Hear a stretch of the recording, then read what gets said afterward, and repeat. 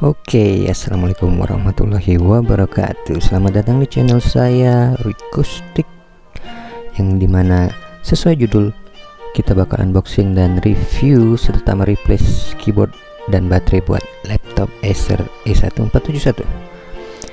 Sebelumnya spek untuk laptop ini ya, itu laptop keluaran 2012, jadi sekitar 10 tahun yang lalu.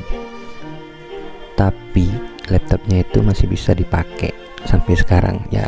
Nanti kita lihat aja lah kinerjanya gimana. Untuk saat ini kita cuma butuh mereplace keyboardnya dulu sama baterainya, karena ya namanya laptop udah 10 tahun, baterainya juga udah nggak awet ya. Lagian keyboardnya juga udah ada yang copot, jadi kita ganti dulu. Dari barang yang kita pesen ini asalnya dari Medan, mungkin kayaknya KW sih, soalnya harganya juga murah. Itu saya cuma ngabisin duit ya nggak sampai 300.000 gitu, tapi overall barangnya bagus. Nanti kita lihat aja ya. Ini masih kita buka dulu packingnya, termasuk rapi sih, walaupun nggak pakai ya kotak yang bergaransi kayak pakai kayu gitu, tapi bisa melindungi lah.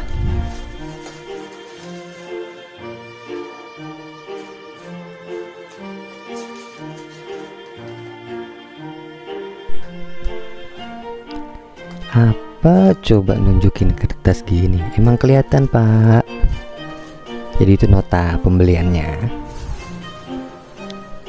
Yang saya bilang tadi harganya nggak sampai 300.000, mungkin sekitar 200 ya, 200 ribuan. Soalnya itu mahalnya itu cuma di baterai kalau nggak salah ya. Iya, baterainya itu sekitar 150-an berapa gitu, terus keyboardnya itu 100 berapa gitu. Nah ini packing baterainya lumayan ya, kayak saya kira sih ya nggak jelek-jelek amat untuk harga gituan. Apalagi di dalamnya juga udah pakai bungkus plastik dan ada busanya tuh, kelihatan busanya. Tapi kita nggak butuh busa, kita butuh baterainya yang di dalam.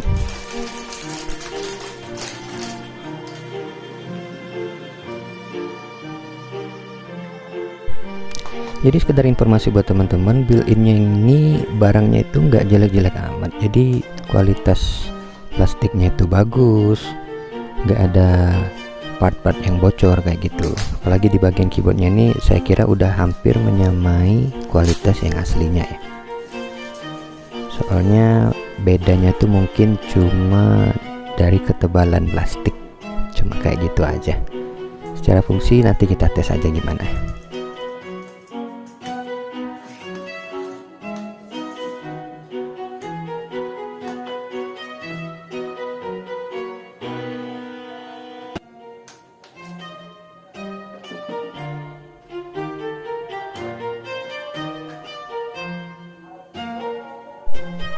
Oke, jadi ini saya lupa nih ngambil satu set obeng yang biasa saya pakai untuk bongkar-bongkar elektronik. Nah itu obeng mini, itu belinya nggak mahal sih, kira-kira sekitar 25.000 itu dulu, tapi nggak tahu sekarang ya, udah lama juga, laptopnya juga udah lama tuh.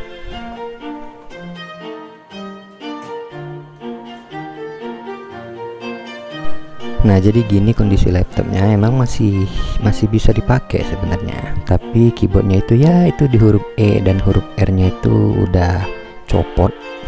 Nah itu adalah titik-titik dimana kita harus mencongkel keyboardnya itu pakai obeng min.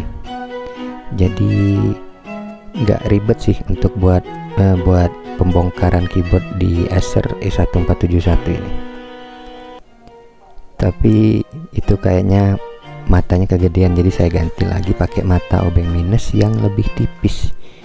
Jadi dia tuh punya sela, ada 5 sela yang di atas itu. Pokoknya kelihatan deh kalau kita udah ngelihat laptopnya dari deket.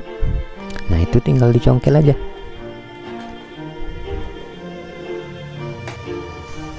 Tuh sudah dicongkel satu dan slotnya itu bisa masuk, jadi yang sisanya yang lainnya mudah kalau dicongkel semua. Udah tinggal dilepas. Hati-hati, di sini masih ada fleksibelnya ya, jadi fleksibelnya itu harus kita cabut dulu. Itu soketnya itu tinggal diangkat aja pakai obeng minus.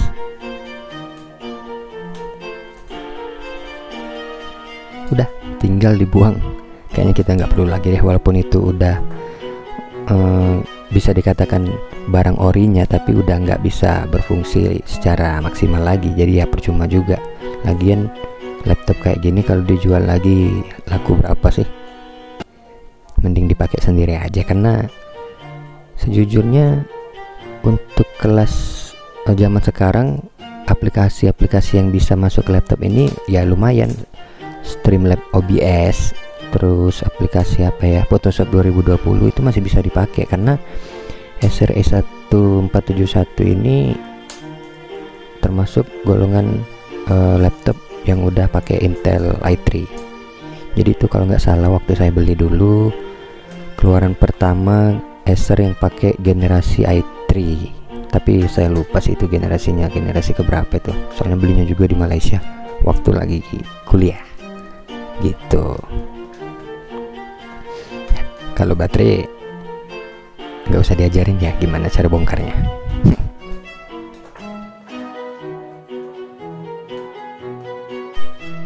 Oke, kita tes, coba hidupin dulu apakah baterainya berfungsi ya.